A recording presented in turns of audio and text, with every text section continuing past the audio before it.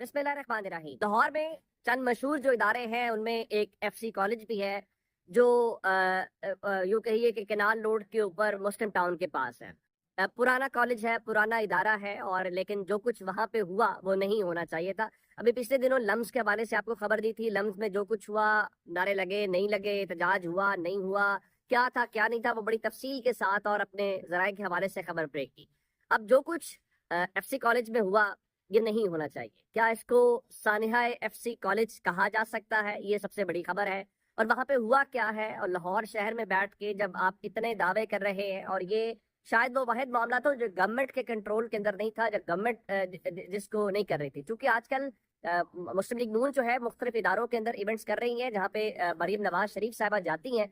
उन्होंने खुद भी कहा कि लोग कितनी मोहब्बत का इजहार करते हैं कि लोगों को लगता है कि ये कोई कंट्रोल्ड है, प्लान्ड है। इसके साथ उन्होंने एंकर्स को दावत दी कि आप आएं और देखें लोग कितनी मुझसे मोहब्बत का इजहार कर रहे हैं। अब हुआ क्या कि मंसूर अली खान जो शो करते हैं वहाँ पे हम न्यूज के ऊपर, तो वो चले गए एफसी कॉलेज के अंदर। जब वो एफसी कॉलेज के अंदर गए तो उन्होंने बहुत सारे सवालात किए। वहां पे दो लोग बैठे हुए थे जो मेहमान थे उस हॉल के अंदर। चूंकि मैं जब स्टूडेंट था तो डिबेटर के तौर के ऊपर मुझे एफसी कॉलेज में बहुत बार जाने का एजाज हासिल है। मैंने उनका वो जो हॉल है या ऑडिटोरियम है वो मैंने देखा हुआ है जहाँ पे वो शो हुआ।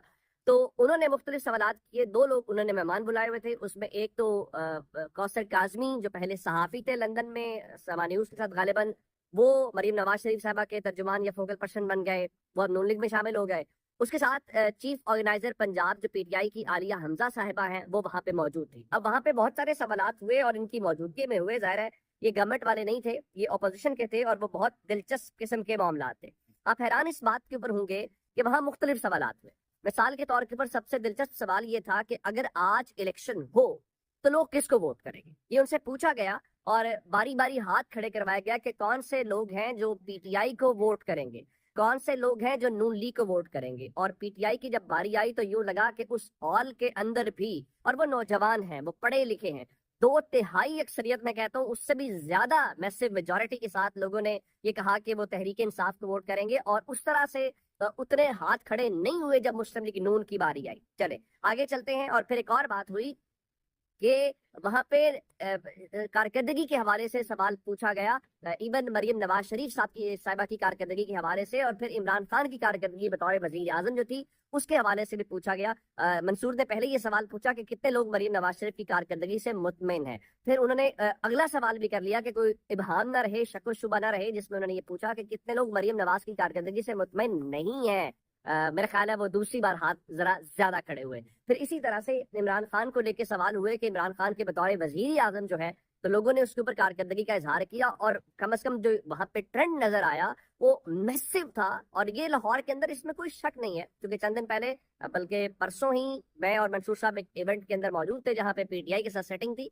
तो उन्होंने वहां पे बताया, उन्होंने कहा मैं लाहौर के हलकों में गया हूँ और खासकर नवाज शरीफ साहब के हल्के की बात की, उनका इतनी मैसिव मेजोरिटी है। वो पीटीआई को क्रिटिसाइज कर रहे थे कि आप ये जो आपकी मकबूलियत है उसको चैनलाइज नहीं कर रहे, आप उसको उसको मेन स्ट्रीम नहीं कर रहे, या उसको कर नहीं पा रहे। अच्छा, फिर एक और बड़ा दिलचस्प मामला था जहां पे चूंकि कहा जा रहा है कि मरियम साहिबा पंजाब के अंदर बहुत मकबूल है। तो उस बारे में ऐसा हुआ कि एक मौके के ऊपर एक बच्ची जो स्टूडेंट थी उसने ये कहा कि मंसूर साहब ने जब उनसे ये सवाल किया कि अगर मरियम नवाज की तस्वीर आ जाए तो आप लोग क्या करते हैं, तो उन्होंने अवॉइड का लफ्ज इस्तेमाल किया और फिर कहा कि हम चैनल स्विच कर लेते हैं, हम चैनल तब्दील कर लेते हैं। अब ये जो नौजवान हैं, जाहिर है इनके बारे में सबसे एक और बात तो ये है कि इनको मुस्लिम लीग नून यूथिया का लफ्ज इस्तेमाल करती है। मैं हमेशा कहता हूँ कि आपने यूथ के लफ्ज को गाली के तौर पे इस्तेमाल किया तो अब आपने म्यूजिक भी फेस करना है, अब आपको उसके वो रिजल्ट्स भी नजर आएंगे। अब आपको बताया जाना मकसूद ये है कि ये लाहौर शहर के अंदर हो रहा है, ये दूर दराज नहीं है। जैसे ही पीटीवी का गवर्नमेंट का कैमरा हटा तो ये रिजल्ट्स है। मेरे ख्याल से इसी तरह से ओपन सेशंस आप करेंगे, लोगों में जाएंगे, तो आपके रिजल्ट्स इंटायरली डिफरेंट नजर आएंगे। ये अलग बात है अब दावे जो है वो कैसे किए जा रहे हैं। अब मुख्तलिफ लोग हैं जो गैर सरकारी तर्जुमान है, जैसे हम अक्सर औकात देखते हैं कि हसन अयूब हमें बताते हैं कि जी अब जो उस्मान बुजार हैं वो रडार पे आ गए एंटी करप्शन के। बिल्कुल ठीक है, हमें क्या एतराज है। अब हमें बताया गया मुनीफ फारूक ने रात को मोहम्मद मालिक साहब के एआर वैसी शो के अंदर बैठ के 3 बातें की है। उनके जी 2027 तक 3 काम नहीं होंगे। کیسے؟ ایک انہوں نے کہا جی الیکشنز نہیں ہوں گے، نئے الیکشنز نہیں ہوں گے، نمبر 1۔ ویسے جیسے 8 فروری کو الیکشنز کروائے ہیں، اگر ایسے الیکشنز کروانے ہیں تو ویسے ہی اس ملک میں الیکشنز نہیں ہونے چاہیے۔ میرے خیال سے ایک اعلامیہ جاری ہونا چاہیے، ایک پریس ریلیز جاری ہونی چاہیے، اور اس کے اکارڈنگلی چیزوں کو ہمیں ڈیسائیڈ کر لینا چاہیے، ایک بات۔ اچھا، دوسری بات انہوں نے کہا جی قومی حکومت نہیں بنے گی، کیونکہ یہاں پہ ایک جس طرح اپوزیشن نے بھی کہا کہ آگے بڑھیں، اس مسئلے کا حل نکالیں، اس گورنمنٹ کے پاس مینڈیٹ نہیں ہے۔ تیسرا انہوں نے کہا دیکھیں جی عمران خان جو ہے وہ جو ہے کیا کہتے ہیں کہ اس بارے میں رہا نہیں ہو پائیں گے۔ بالکل ٹھیک ہے، عمران خان کی جو رہائی ہے وہ 2027 کے بارے سے انہوں نے کہا۔ میں ہمیشہ کہتا ہوں اس کا فیصلہ کسی گورنمنٹ نے، کسی اور نے نہیں کرنا، اس کا فیصلہ عمران خان نے کرنا ہے کہ عمران خان کب رہا ہوں گے۔ تو یہ عمران خان کے اوپر ڈیپینڈ ہے، عمران خان چاہیں تو آج شام تک وہ رہا ہو سکتے ہیں، لیکن ظاہر ہے جو پریشانی ہے وہ یہی ہے کہ وہ قابو نہیں آ رہے، تو ان کا کیا جائے۔ تو اس قسم کی چیزیں جو ہیں وہ ہوتی رہیں گی، اس سے میرا نہیں خیال کہ کوئی فرق پڑے گا۔ گورنمنٹ کے ہوتے ہوئے اپوزیشن کی کانفرنس ہے، اس اپوزیشن کی کانفرنس کے اوپر رات کو رانا ثناءاللہ مالک صاحب کے شو میں کہہ رہے تھے کہ بھائی وفاقی حکومت نے یہ فیصلہ نہیں کیا کہ ہم نے اپوزیشن کی کانفرنس روکنی ہے، تو کیا بھائی وزیر داخلہ بھی تو آپ کے ہی ہیں؟ کہ نہیں، وزیر داخلہ سے پوچھے ان کو کس نے کہا ہے، وفاقی حکومت سے مراد کیبنٹ ہے، اور کیبنٹ نے فیصلہ نہیں کیا۔ تو ان کا جی اس کی پھر تالے کس نے لگا دی؟ ان کی اس کی تحقیقات ہونی چاہیے۔ میں آپ کو خبر دے دیتا ہوں، آپ حیران اس گورنمنٹ کے بارے سے کریں گے کہ چل کیا رہا ہے۔ میں نے آپ کو کل بتایا تھا کہ آصف زرداری صاحب لاہور آ گیا، خبر سنیے۔ وہ رات لاہور آتے ہیں، ایئرپورٹ اترتے ہیں، اور غالباً ایئرپورٹ کے اوپر صدر کا پیارا اترا، اور وہ وہاں سے اصل حکومت کے نمائندے، جس سے یہ کہہ رہے ہیں نا کہ جناب وہ جائیں اور تحقیقات کریں، وہ اصل حکومت کے نمائندے سے ملاقات کرتے ہیں، اور غالباً 9 بجے کے آس پاس وہ پہنچتے ہیں۔ ملاقات کے بعد وہ جاتے ہیں اپنے گھر بیریا ٹاؤن، جن کا بلاول آفس ہے۔ اب لاہور میں آ کے وہ نواز شریف صاحب سے ملاقات بھی کرنا چاہ رہے ہیں، اس ملاقات کا امکان ظاہر کیا جا رہا ہے، لیکن میری اطلاعات یہ ہیں کہ مریم نواز شریف صاحبہ اس ملاقات کے اوپر انٹرسٹڈ نہیں ہے۔ اب اس کی کیا وجوہات ہے؟ پھر ایک اور سوال ہے کہ آصف زرداری 24 گھنٹے پہلے اسلام آباد گئے، اوتھ لیا، ساری چیزیں کی، ابوظہبی کے ولی عہد کو ریسیو کیا، اس کے بعد واپس آ گیا۔ آخر چل کیا رہا ہے؟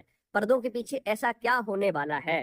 یہ ایک دلچسپ ہوگا۔ اب آپ جو دعوے کر رہے ہیں وہ دعوے کرتے رہے، آپ کو دعوے روک نہیں سکتے۔ ہاں، شہباز شریف صاحب نے یہ ضرور کیا کہ جو نئے کابینہ کے منسٹرز ایڈ کیے ہیں ان کو ناشتہ واشتہ کرایا ہے، اور ان کو کہا جی شبانہ روز محنت جو ہے وہ کریں۔